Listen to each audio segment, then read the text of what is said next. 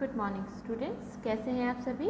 हमें उम्मीद है आप सभी अपने घर पर सुरक्षित होंगे। तो बच्चों, आज हम पढ़ने जा रहे हैं आपकी कक्षा 5 हिंदी पंखुड़ियाँ पाठ्य पुस्तक में से पाठ 5 ब्रह्मदत्त का संकल्प। ठीक है, आज हम कौन सा पाठ पढ़ने जा रहे हैं? आज हम पढ़ने जा रहे हैं ब्रह्मदत्त का संकल्प। ठीक है, इस पाठ में बच्चों जो ब्रह्मदत्त राजा थे, ठीक है, काशी नगर के जो राजा थे, वाराणसी के जो राजा थे, उनके बारे में आपको बताया गया है। ठीक है, तो चलिए हम शुरू करते हैं।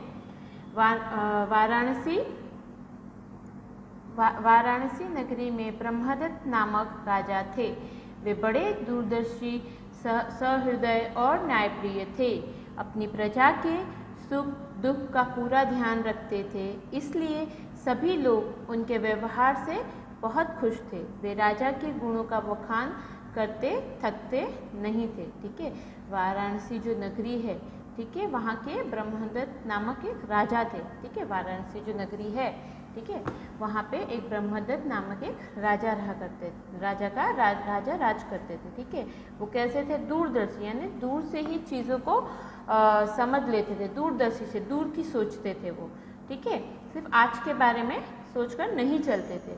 सहृदय थे, सबके साथ मिलजुल कर रहने वाले थे और न्यायप्रिय थे। न्यायप्रिय मतलब कभी किसी के साथ कुछ भी गलत नहीं होने देते थे, हमेशा सच का साथ देते थे और न्याय करते थे। ठीक है, अपनी प्रजा के सुख दुख का पूरा ध्यान रखते थे। वो क्या करते थे? उनकी जो प्रजा थी, ठीक है, जैसे राजा होते हैं तो उसके राज्य में जो रहने वाले लोग थे, ठीक है, उनका वो बहुत ध्यान रखते थे। उनके दुख हो, अगर उनकी प्रजा को कोई दुख है, ठीक है, तो वो ध्यान रखते थे कि किसी भी प्रजा को कोई भी दुख ना हो। ठीक है, उनकी सुख का और दुख का ध्यान रखते थे। ठीक है, और उनके ऐसे व्यवहार के कारण, क्योंकि वो इतने अच्छे थे, सबके साथ न्याय करते थे, सबको इतने सबके सुख का दुख का ध्यान रखते थे, ठीक है, सबके साथ मिलकर रहते थे, तो इसी की वजह से, उनके इस व्यवहार की वजह से वहाँ की जो प्रजा थी वो उनसे बहुत ज़्यादा उनसे जुड़ी हुई थी। ठीक है, हमेशा उनका बखान करती थी। बखान करने का मतलब है उनकी तारीफ करती थी कि उनके जो राजा हैं वो बहुत ही अच्छे हैं। ठीक है, फिर उसके बाद क्या है? परंतु राजा को किसी ऐसे व्यक्ति की तलाश थी जो उन्हें अवगुणों से परिचित करा सके। ठीक है, लेकिन राजा एक ऐसे व्यक्ति को, एक ऐसे इंसान को ढूंढ रहे थे जो उन्हें बता सके कि उनमें क्या कमी है। ठीक है, राजा जानना चाहते थे कि राजा खुद के अंदर क्या कमी है, ये वो राजा जानना चाहते थे। एक दिन राजा ब्रह्मदत्त ऐसे ही किसी व्यक्ति की तलाश में वेश बदलकर निकल गए। ठीक है, एक दिन क्या हुआ, जो राजा ब्रह्मदत्त थे, ठीक है, वो जानना चाहते थे कि उनके अंदर कौन से अवगुण हैं, तो वो इसी की तलाश में उनका वेश बदलकर, वेश यानी उनके कपड़े, उनका जो जैसे वो दिखते थे, ठीक है, उसे बदलकर, ठीक है, एक आम इंसान की जैसे अपना वेश बदलकर वे उस इंसान की खोज में निकल गए। ठीक है, जो उनको उनके अवगुणों के बारे में, उनकी बुरी बात के बारे में बता सके। ठीक है, फिर उसके बाद क्या हुआ? प्रत्येक प्रांत में जाकर उन्होंने लोगों से पूछा। ठीक है, प्रत्येक प्रांत, ठीक है, अब वो इतने बड़े वाराणसी के राजा थे तो उनके वहाँ पे बहुत सारे प्रांत थे, अलग अलग गांव थे, अलग अलग जिले थे, तो वहाँ पर जाकर उन्होंने क्या किया?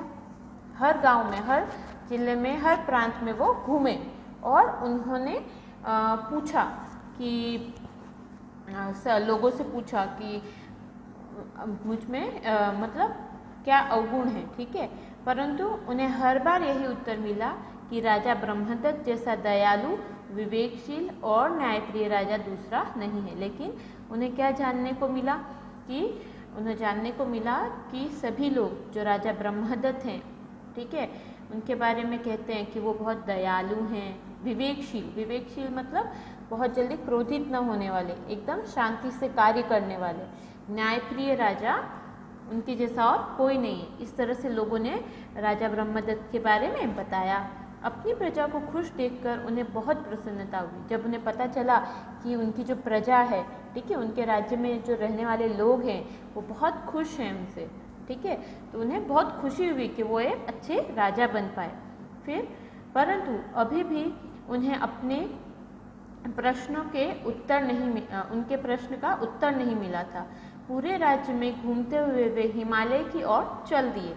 चलते चलते वे महात्मा बोधिसत्व के आश्रम में पहुँचे। अंदर जाकर राजा ने महात्मा बोधिसत्व को श्रद्धापूर्वक प्रणाम किया और चुपचाप एक और बैठ गए। ठीक है, फिर क्या हुआ, जो राजा थे, ब्रह्मदत्त राजा थे, वो उन्होंने प्रांत प्रांत वो घूमे, लेकिन सभी लोगों ने उनकी तारीफ ही की, राजा ब्रह्मदत्त के बारे में अच्छा ही बोला। ठीक है, तो अब वो बहुत उन्हें तो अपने प्रश्न का उत्तर चाहिए था कि उनके अंदर कौन सा अवगुण है ना। तो उन्होंने क्या किया, घूमते घूमते वो कहाँ पहुँच गए, हिमालय पर पहुँच गए। ठीक है, कहाँ पहुँच गए थे राजा, हिमालय तक पहुँच गए। चलते चलते वे महात्मा बोधिसत्व के आश्रम में पहुँचे। फिर उसके बाद वो जो महात्मा बोधिसत्व थे, ठीक है, उनके आश्रम में पहुँचे। वहाँ पे महात्मा एक संत, बोधिसत्व संत रहते थे, बुद्ध। ठीक है, तो अंदर जाके उन्होंने आश्रम में गए वे राजा। ठीक है, जाकर उन्होंने बोधिसत्व महात्मा को प्रणाम किया। ठीक है, और वहाँ पर चुपचाप बैठ गए। ठीक है, फिर उसके बाद क्या हुआ, उन्हें भूख प्यास भी लगी थी।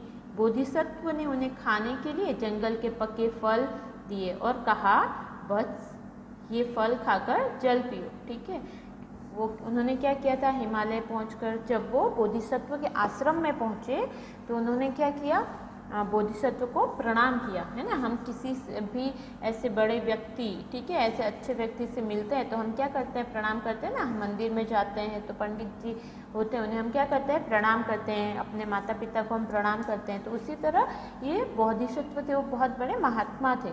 ठीक है, तो जो राजा ब्रह्मदत्त जब वहाँ पहुँचे, ठीक है, जब वो तो आम इंसान की तरह वेश बना कर गए थे, तो उन्होंने उन्हें प्रणाम किया। ठीक है, और एक जगह जाकर बैठ गए। फिर क्योंकि उन्हें बहुत भूख लगी थी, प्यास भी लगी थी, तो राजा जो महात्मा बोधिसत्व थे, ठीक है, कौन से महात्मा थे, बोधिसत्व महात्मा जो थे, उन्होंने उस जंगल के कुछ पके हुए फल दिए राजा को खाने के लिए और कहा कि तुम इन फलों को खाकर और पानी पी लो। राजा ब्रह्मदत्त ने शौक से फल खाकर पानी पिया। ठीक है, जल पिया। राजा ब्रह्मदत्त जो थे, उन्होंने बहुत ही स्वाद लेकर, ठीक है, वो फल को उन्होंने खाया और फिर पानी पी लिया। उन्हें फल बहुत स्वादिष्ट और मीठे लगे। तो जब उन्होंने फल खाए तो फल कैसे थे, बहुत स्वादिष्ट और मीठे थे। फिर उसके बाद क्या हुआ, उन्होंने बोधिसत्व से पूछा। ठीक है, फिर जो राजा थे उन्होंने बोधिसत्व जो महात्मा थे उनसे पूछा। क्या पूछा, भगवान ये फल इतने मधुर और स्वादिष्ट कैसे हैं, इसका क्या कारण है। ठीक है, उन्होंने पूछा कि महात्मा बोधिसत्व, ये जो फल मैंने खाए जंगल के, वो इतने मधुर यानी मीठे, इतने मीठे और स्वादिष्ट कैसे हैं, इसका क्या कारण कि इतने मीठे हैं, इतने स्वाद वाले हैं।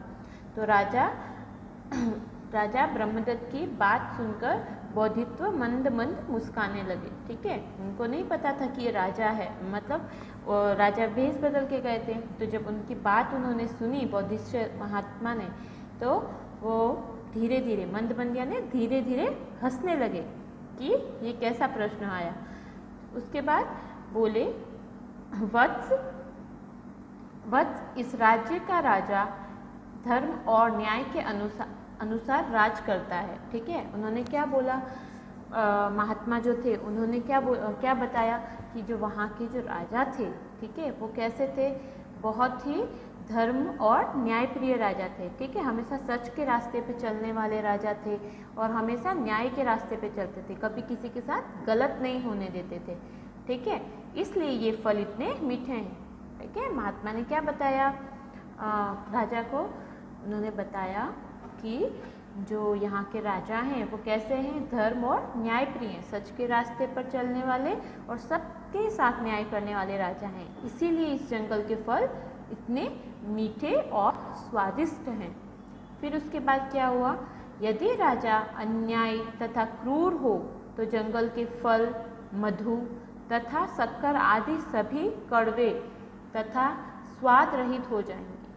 साथ ही संपूर्ण राष्ट्र कमजोर हो जाएगा। ठीक है, उन्होंने ये बताया कि राजा कैसे थे, न्यायप्रिय थे, धर्म के रास्ते पर चलने वाले थे।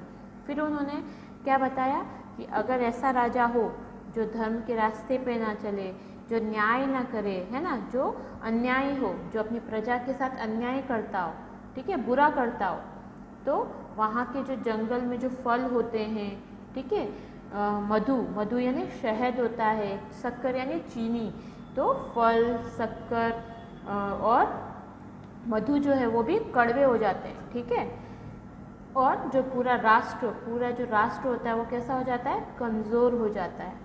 उनका क्या कहने का मतलब था कि अगर राजा अच्छा होगा, ठीक है, तो फल भी अच्छे ही मिलेंगे। ठीक है, आप अगर किसी के साथ अच्छा करोगे तो आपके साथ अच्छा होगा, लेकिन अगर आप बुरा करोगे तो क्या होगा, आपके साथ भी बुरा ही होगा। ठीक है, आपको बुरा ही मिलेगा। ठीक है, ये उन्होंने कहा। ठीक है बच्चों, तो अभी हमने जो भी पाठ में पढ़ा है, आप एक बार अपने आप इस पाठ का पठन कीजिए, इस पाठ को पढ़िए। ठीक है, क्योंकि ताकि इससे क्या होगा, आपको जो पढ़ना है वो अच्छे से आएगा, मात्राओं का भी आपको ज्ञान होगा कि कहाँ पर कैसे कौन सी मात्रा हमें लगानी है। ठीक है, तो चलिए आप लोग इसका पठन कीजिए, फिर से इसे याद कीजिए। ठीक है, जो भी पढ़ाया उसे याद रखिए। अपना ध्यान रखिए और सुरक्षित रहिए। धन्यवाद।